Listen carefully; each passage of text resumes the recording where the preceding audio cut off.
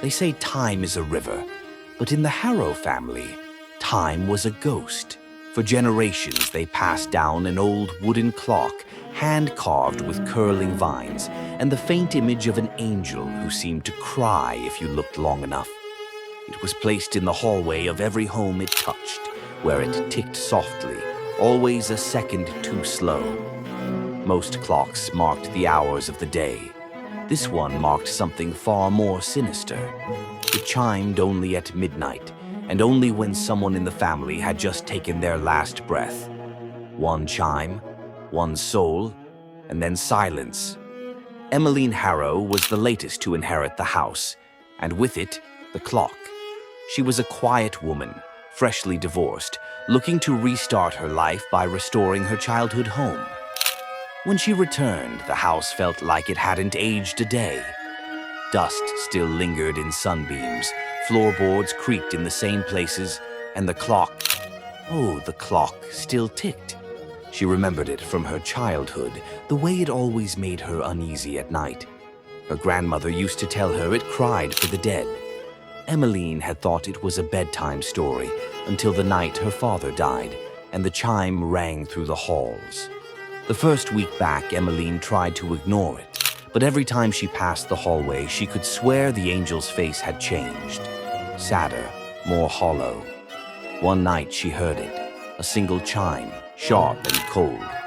She rushed to call her cousin, only to find out her aunt had just passed away at the stroke of midnight. The clock was right. She brushed it off as coincidence, until it chimed again. And again. The second time, it rang twice, two low, mournful tones that echoed long after they should have faded. She didn't want to know who it was. She waited until morning, dreading the news. Her neighbor came over with tears in her eyes. Emmeline's cousin and her cousin's child had been in a car accident. Both gone. She didn't want to believe it, but now there was no denying it. The clock wasn't just a family heirloom. It was a herald of death. Terrified, she tried everything.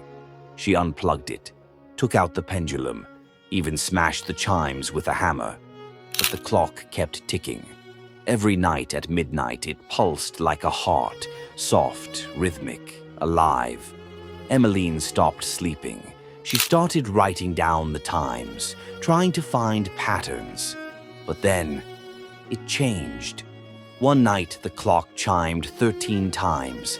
She sat frozen in the hallway, counting each impossible chime. After the 12th, she waited for silence. But the 13th toll hit her like a scream. The air in the room turned heavy. The angel's carved eyes glistened. She checked in on her uncle, her only living relative nearby. But he was fine. She checked herself. Heart racing, but no pain. Nothing felt wrong. But the 13th chime didn't mean nothing.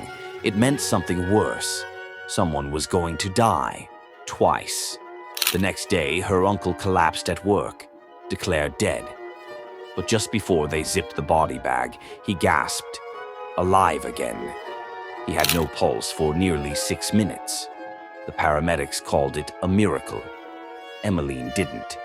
She called it a warning. That night, she didn't sleep. She sat across from the clock, staring it down, and then the room shifted. It wasn't just about the deaths anymore. It was about memory. Emmeline began hearing voices in the house, conversations between long-dead relatives, whispers through vents. Doors creaked open where no one stood.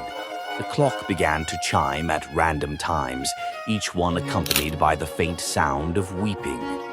Not mechanical, human. She tried to burn it, took it into the backyard, doused it in lighter fluid, lit the match. But the flames avoided it.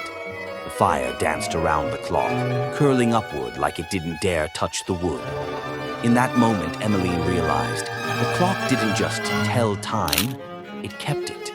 It remembered every soul it had mourned, every death it had marked. And now it was remembering her.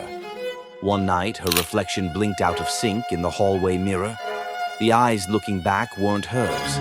They were hollow, crying. She backed away, and the chime began again. Slow, pain. 1, 2, 3. But this time it stopped at her age. From that night on, every second she heard a tick. She felt it in her chest, her own heartbeat matching the rhythm. The clock no longer waited for midnight. It followed her, chiming in her dreams, appearing in other rooms.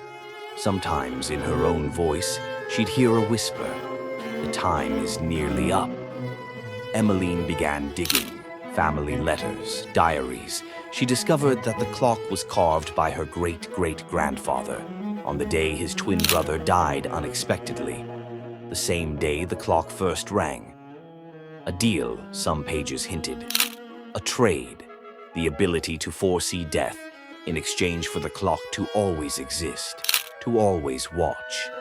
The final page was a warning, scribbled and barely legible. If it chimes more than 12, someone will die twice. If it chimes for you, you're already gone. Emmeline vanished weeks later. Police found the house empty.